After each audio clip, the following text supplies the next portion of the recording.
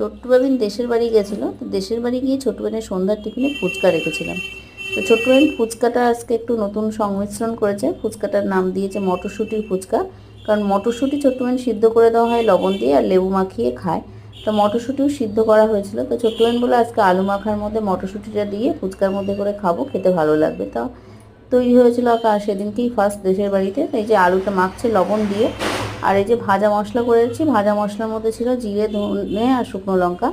তো সেটাও মাখা হচ্ছে। ফুচকাটা ভেজে নিয়েছি আর তেঁতুল জলটা রেডি করে রেখেছি। মটরশুঁটিটা সিদ্ধ করেছিলাম লবণ হলুদ দিয়ে, সেটাও লাগিয়ে নিচ্ছে। তো সেটা দিয়ে ভালোভাবে মেখে নেবে।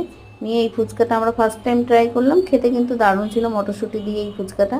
চাইলে এই ফুচকাটা ট্রাই করতে পারো, খেতে কিন্তু খুব সুন্দর লাগছিল, খেতে বেশ অন্যরকম একটা লাগছিলো, বেশ ভালোই লাগছিলো খেতে।